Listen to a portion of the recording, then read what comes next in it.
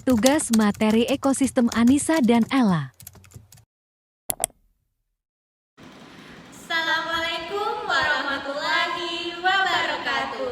Halo anak-anak, berjumpa lagi dengan Ibu Guru yang cantik bersama Ibu Ella Haryani dan Ibu Anissa Sapipah. Nah, jadi pada pembahasan kali ini kita akan membahas tentang ekosistem. Nah, pada belum tahu secara pastikan apa ekosistem itu. Nah, untuk itu mari kita bahas secara bersama-sama. Selamat menyimak. Nah, yang pertama, apa sih ekosistem itu? Nah, ekosistem ini adalah interaksi antara makhluk hidup dan benda-benda tak hidup pada sebuah lingkungan. Nah, ekosistem ini tersusun atas individu, populasi, dan komunitas. Nah, yang pertama itu individu. Nah, individu ini adalah sebuah makhluk hidup tunggal. Misalnya seekor kambing, seekor burung, dan sebuah pohon cemara. Nah, tempat individu tinggal ini disebut dengan habitat. Nah, yang kedua itu ada populasi. Nah, populasi ini adalah kumpulan individu sejenis yang menempati suatu daerah tertentu. Contohnya adalah di kolam. Nah, di kolam ini terdapat tanaman teratai dan populasi ikan. Nah, yang ketiga itu ada komunitas. Nah, komunitas ini sebuah makhluk hidup di suatu daerah tertentu.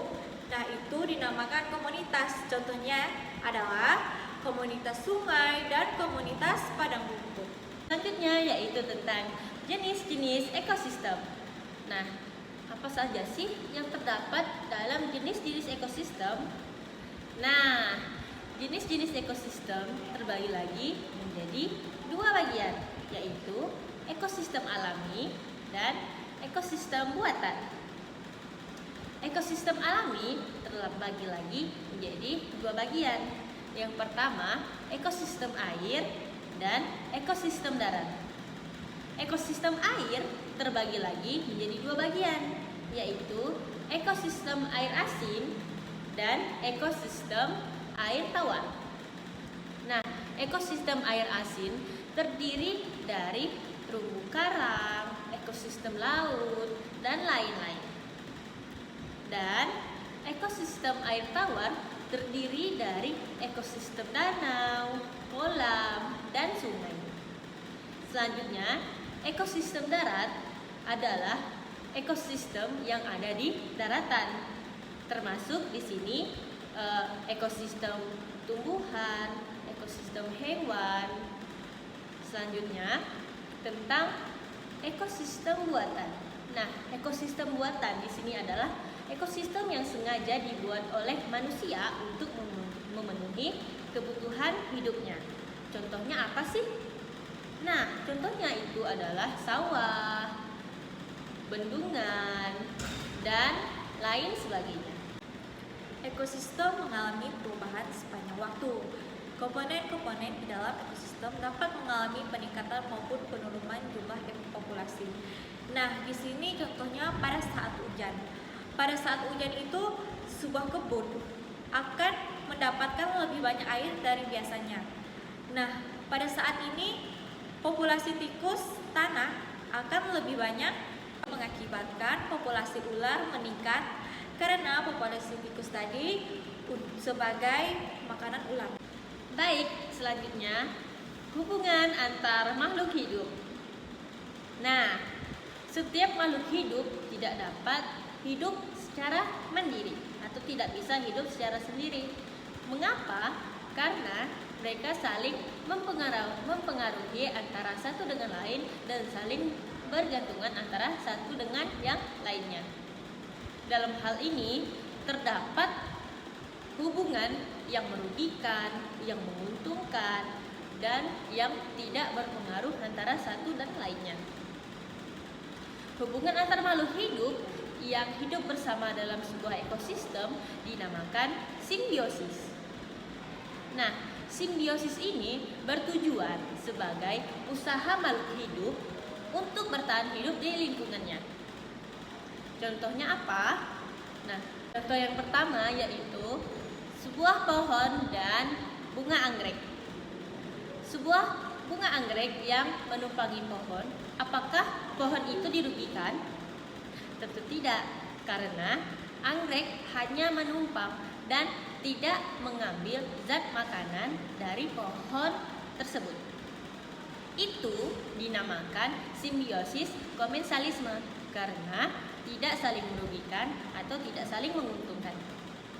Selanjutnya, hubungan simbiosis mutualisme. Nah, simbiosis mutualisme ini adalah hubungan yang menguntungkan satu dengan yang lainnya. Contohnya apa sih? Nah, contohnya adalah sebuah bunga dengan kupu-kupu. Hubungan antara bunga dan kupu-kupu yaitu kupu-kupu membantu bunga untuk menyebarkan serbuk sari ke bunga yang sedang tumbuh untuk proses penyerbukan.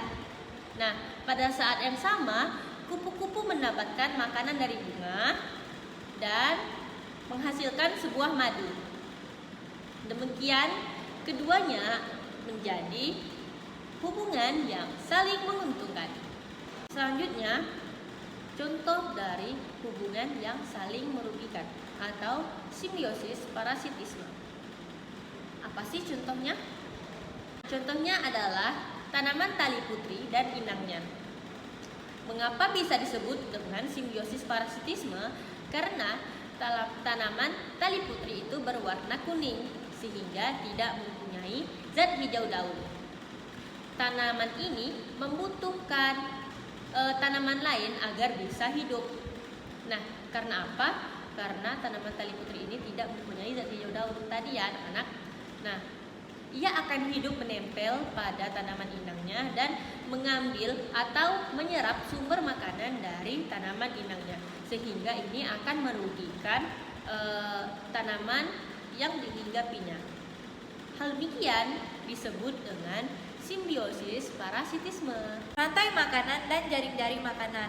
Ketergantungan antara makhluk hidup dan lingkungan menjadi bagian dari kehidupan dalam sebuah ekosistem. Nah, contohnya di sini, tumbuhan mendapat energinya dari cahaya matahari, sedangkan hewan mendapat energinya dari tumbuhan maupun dari hewan lain.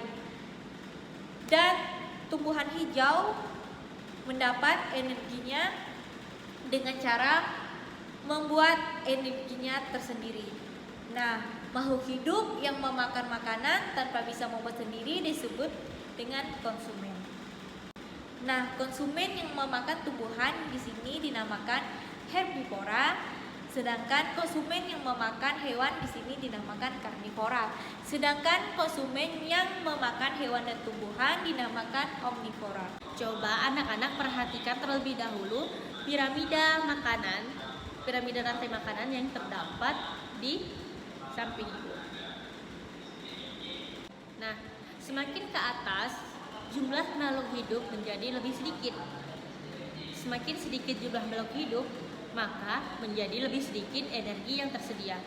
Dan semakin naik ke atas bagian piramida, maka energi yang tersedia menjadi lebih sedikit.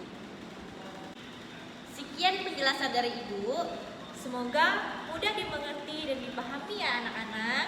Mohon maaf jika ada salah kata. Wabillahi taufiq wal hidayah. Wassalamualaikum